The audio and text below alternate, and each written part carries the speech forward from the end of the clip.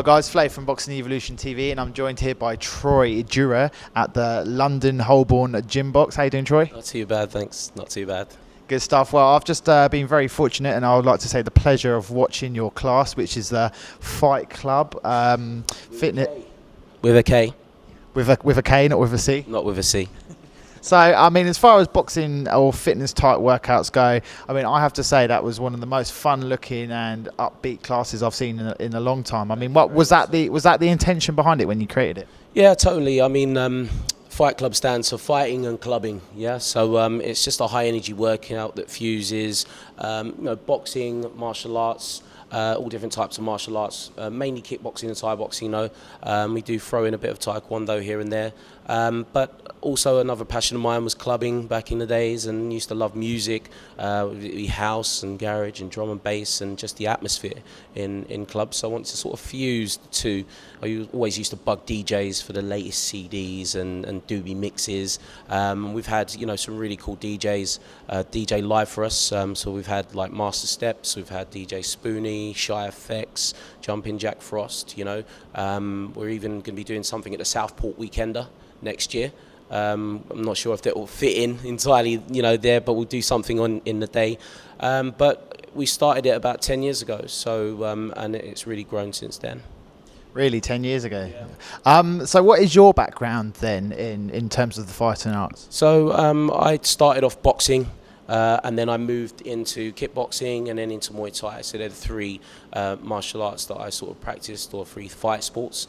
And really, to be honest with you, I was actually a swimmer. I used to swim for Great Britain, and I used to use boxing as a way to keep fit for that. And when I went into work, I started to do group fitness and, combine boxing and martial arts into my workouts. And people really enjoyed that. And then obviously Taibo released, and Body Combat, and a lot of these, really well-known brands. And I started working for Gymbox Health Club, which is in central London. And they're sort of known for a lot of their classes. And I was asked to come up with some creative classes, and I decided, okay, where's it going to go? In the fitness, boxing, fitness, martial arts type of class scenario. And I thought, well, it's going to move on to a freestanding punch bag. You already had Taibo out there doing punching, kicking thin air, and you had boxers' eyes holding pads and Body Combat doing choreographed stuff. So I took a freestanding punch bag, put it in front, and found that people really enjoyed the workout. So it'll be actually 11 years in September. Yeah. So looking at you, I wouldn't even think you'd been working in the gym that long. Oh mate, yeah, I've done my time. I've done my time totally. Come back in a bit. Let's see matches. Right. So basically, this class, I have noticed it is largely female. Is there a particular reason for that? Is it marketed towards the females more, or do different classes have different? Yeah. Everywhere you go, it's totally different. I would say that about 35% male to female. But again, we're working with music, and this class does bring men into the studio more so than the average fitness class. Obviously today we had lots of enthusiasts that came in, but we're sort of asked them to come in and take a bit of time off work. They've all rushed. All the people that work in Central have come in to join in, but on our event this weekend, you'll see a lot more men and all different ages, demographics. This appeals to everybody. So how would you think this class compares to, say, your traditional boxing or Muay Thai workout?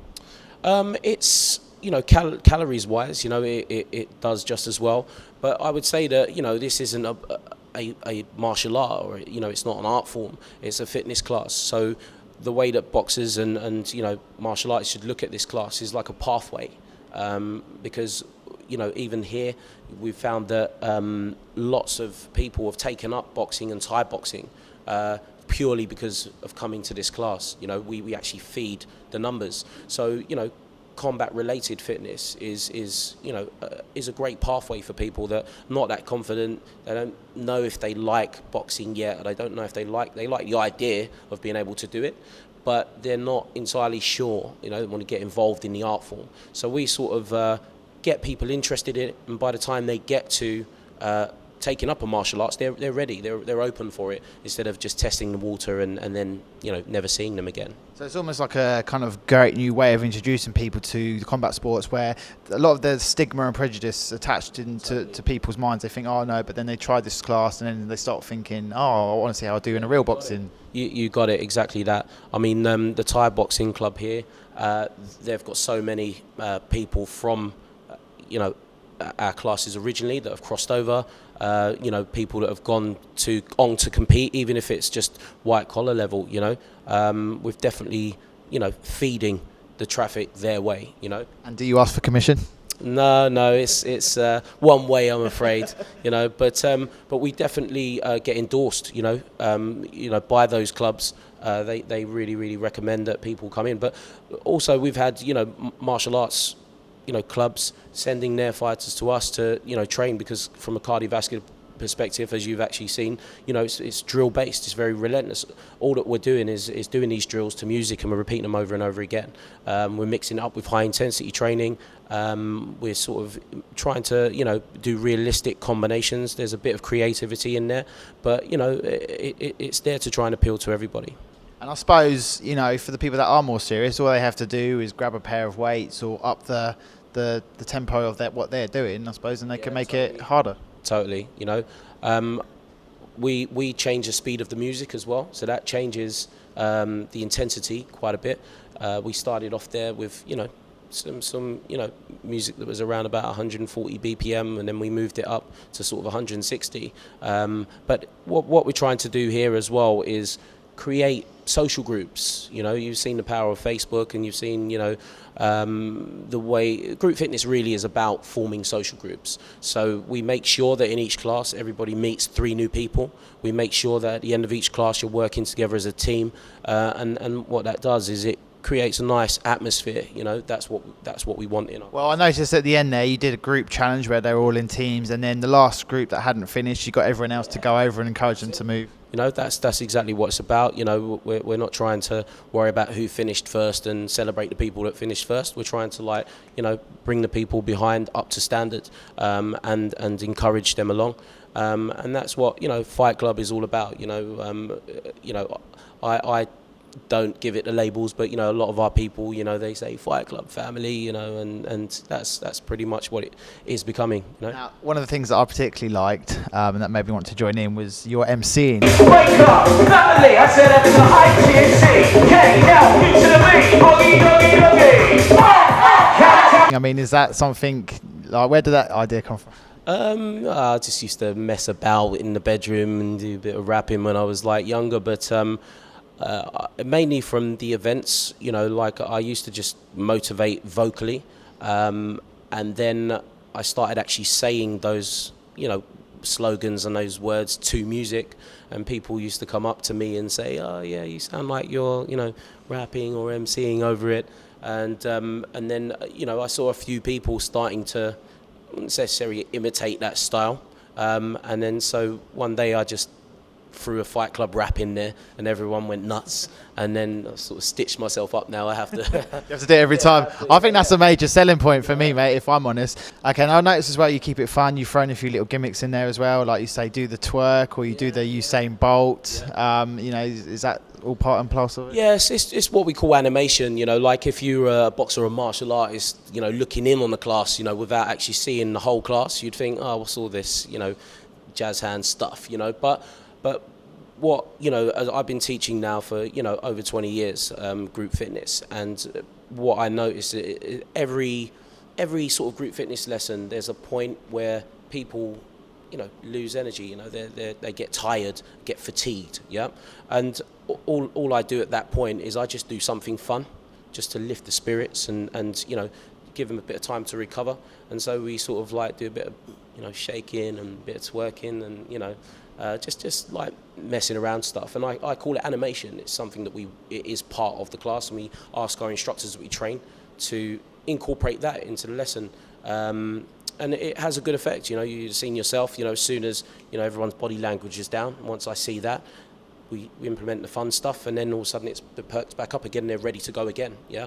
So it's a mechanism that is really important to the class. I can tell that your years of experience in coaching are clearly showing through in how you've created and delivered this class, and just watching it was fun, so I wanted to join in, and I think that's a very important thing. If you want to join in a class and not worried about actually what you're going to be doing in it in terms of fitness and, exhausting yourself, then that is what makes a good class, isn't it, I think? Yeah, totally. I mean, for me, I think that when people leave the studio or leave wherever they're training, when they're thinking about coming back next week, the thing that they're thinking about is the feeling they had when they last left the room, and if they leave the room and they can remember fun, they think, even when they're tired after that long day at work, they think, I can't be bothered going to train today, and they think, should I? And I think, actually, I had a lot of fun last week and I felt exactly the same last week, so it's like, okay, and it's a good way of retaining people, getting people back. I think you've got a little secret technique there, which you should apply even more. Now, just bring the interview to an end here, because we've gone on about quite a few things.